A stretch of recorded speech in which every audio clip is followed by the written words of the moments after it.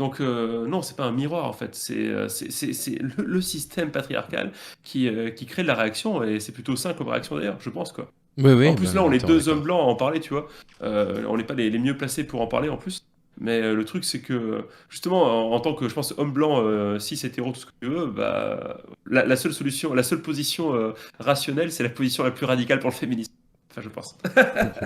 C'est-à-dire Bon, écoute, merci beaucoup. l'épistémologie, un ensemble de croyances, de manières de construire des connaissances qui sont héritées de cette période de domination de l'ancien monde sur le nouveau monde, et des rapports matériels qui l'ont rendu possible et qui continuent à rendre possible finalement l'assujettissement du non-blanc au blanc. Et donc là, en fait, c'est ça le racisme. C'est ça le racisme. Et donc de ce point de vue, euh, toute réaction contre le blanc serait une forme de réponse à un oppresseur objectif. Et je sais que ça va en emmerder certains, hein, mais historiquement, ça semble plutôt Non, c'est genre là. justifié. Je Et pense c'est qu'il y a un possible. argument qui est fort parce que quand on leur dit des choses comme ça leur paraît assez abstrait, le racisme structurel, le racisme systémique. Tu sais, les mecs, ils comprennent pas d'où ça spawn, quoi, d'où ça apparaît. Alors il y a une historicité à la notion de racisme qui a été bien tracée par les philosophes décoloniaux, mais même par les anticoloniaux en général. En fait, le racisme tel qu'il est institué aujourd'hui, hein, dans cette forme actuelle, parce qu'on t'opposera toujours, oui, il y avait du racisme contre les Noirs de la part des Arabes à telle période, et puis en Chine, il y avait du racisme aussi. Oui, mais ok, mais en fait, c'est pas ça la question. C'est-à-dire que là, de quel racisme on parle? On parle pas du racisme des Chinois dans l'Antiquité, quoi. Basiquement, ça n'existe plus, ça, quoi. Et en fait, l'historicité de ce racisme-là, du racisme structurel, on le date généralement à 1492, la découverte du Nouveau Monde, hein, voilà, en comparaison à l'Ancien Monde. Mais en fait, le problème du racisme anti-blanc, c'est qu'on ne peut pas le considérer comme un racisme parce qu'il n'est pas structurel au niveau de la société.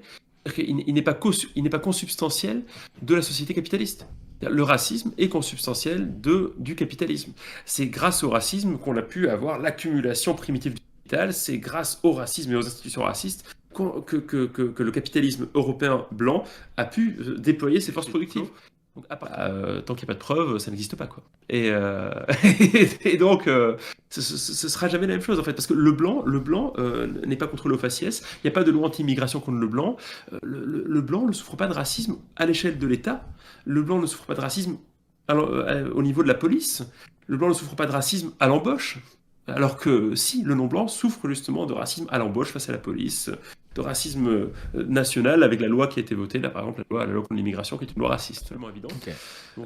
Après, le problème c'est que là c'est une question politique. C'est-à-dire que si on commence en fait, on continue toujours dans la même lignée des discussions avec notre ami Jack Le Fou. Si on commence à considérer qu'il existe quelque chose comme le racisme anti-blanc, on mobilise des concepts d'extrême droite et on donne du pouvoir à l'extrême droite. Donc, euh, on est d'accord que les violences que les gens subissent parce que justement ils sont désignés comme blancs sont inacceptables. Ça, c'est absolument évident. On est d'accord qu'elles doivent être condamnées. Mais on n'est juste pas d'accord pour dire que c'est du racisme anti-blanc. Voilà. On peut peut-être inventer d'autres concepts, peut-être que ça viendra, je sais pas, en fonction des nécessités matérielles, si c'est quelque chose qui se reproduit à grande échelle, et ça, c'est pas sûr, et heureusement c'est pas sûr, et a priori c'est pas le cas, et heureusement d'ailleurs.